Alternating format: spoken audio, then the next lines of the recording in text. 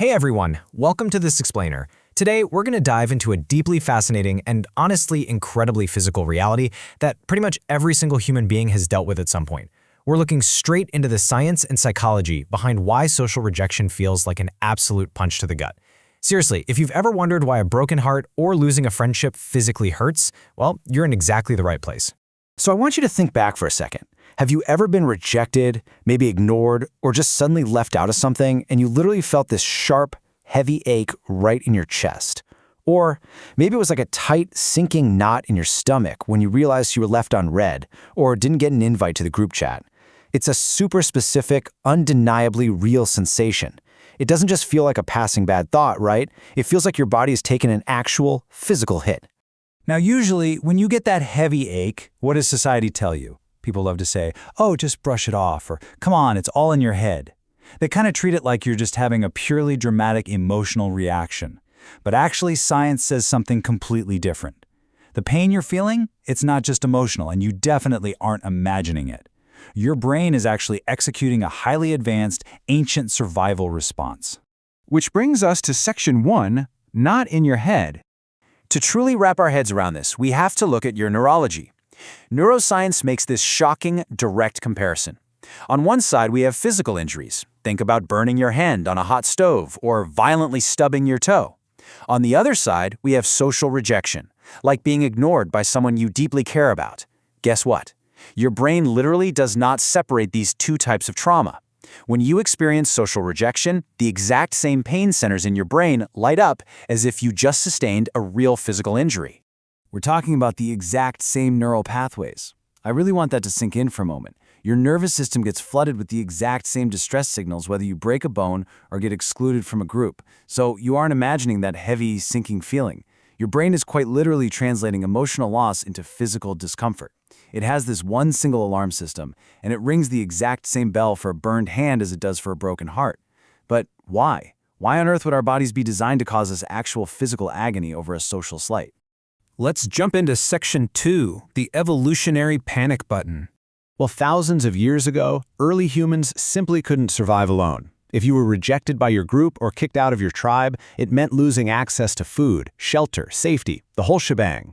In short, social isolation meant certain death. Belonging was quite literally a matter of survival. Because of that, your brain had to create an incredibly powerful mechanism to make absolutely sure you stayed connected to the tribe. Fast forward to today, and your ancient wiring still associates social isolation with a direct threat to your actual physical survival. That is exactly why your brain completely hits the panic button over something like a delayed text message or being left off a meeting invite at work. How does the brain make sure you actually pay attention to this threat of isolation? It uses the absolute most effective alarm system the human body has, physical pain. The brain uses physical discomfort to forcefully grab your attention and basically compel you to fix that social bond. It's like an internal siren, blaring loud and clear, demanding that you repair your connection to the group so you don't, perish alone in the wilderness. Moving on to Section 3, Rejection Sensitivity Explained. Now, for some folks, this internal siren is a whole lot louder than it is for others. If you grew up experiencing a lot of rejection or emotional neglect, maybe you were never really anyone's first choice, or you constantly had to fight for approval, your brain had to adapt. And this leads to what psychology calls rejection sensitivity. Your brain learned the hard way that being ignored or left behind usually comes quietly. So, to protect you, it became extremely hyper-aware. You get incredibly good at reading the room. You notice the slightest shift in someone's tone, the tiniest little pause before they answer you, or those minor behavior changes that everyone else completely misses. Your brain is basically stuck on high alert. So what happens when rejection actually does occur? Well, because a highly sensitive nervous system has been actively scanning the horizon for this exact threat, it reacts instantly. It hits you with a significantly larger spike of both physical and emotional pain compared to the average response. It's a massive system overload. It is designed to protect you, for sure, but it results in some seriously intense, overwhelming discomfort. That brings us to Section 4, the armor of independence. When you're faced with such an intense physical reaction to rejection, the mind naturally looks for an out. It builds defenses, usually in 3 steps. Step 1. Your brain recognizes that emotional support from others is wildly inconsistent, and honestly, rejection just hurts way too much. Step 2, to deal with this, the brain adapts through extreme self-reliance. You actively stop expecting rescue, reassurance, or validation from anybody else. You learn how to handle the pain completely alone, which naturally leads to step 3. You start building emotional distance from people. Your mind logically realizes that keeping your distance heavily reduces the chances of getting hurt again. And this results in a very specific behavioral profile of emotional self-protection. To the outside world, you might look cold, guarded, or just stubbornly independent. People might totally misunderstand you. But looking at the core psychology here, we know this isn't a personality flaw at all. It's a deeply logical, neurological adaptation. You're handling the pain alone and building these heavy walls simply to prevent the very real, physical ache of rejection from ever coming back. It's pure, unfiltered self-preservation.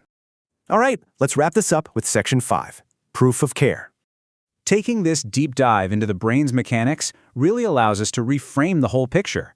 Society might have tried to tell you at some point that you're weak, or too sensitive, or just being dramatic, but the science proves otherwise. You actually have a highly observant mind. You are deeply empathetic. Your nervous system is simply highly tuned and wired to value human connection, all because it recognizes how vitally important it is for survival. To summarize the big takeaway of this entire explainer, your sensitivity is not a flaw. It is absolute proof of how deeply you are capable of caring. Your brain is doing exactly what it evolved to do. It's fiercely protecting the bonds it knows are valuable. So that heavy ache in your chest, it isn't a sign that you're broken. It is literal scientific proof that your capacity to care, to connect, and to feel is remarkably profound.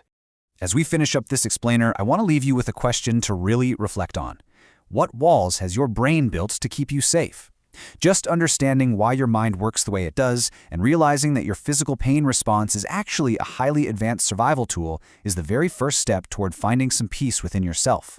Recognizing your own armor allows you to finally decide when you actually need it and when it's safe to take it off. Thanks so much for exploring this fascinating psychology with me today. Stay curious, keep learning, and I'll see you in the next explainer.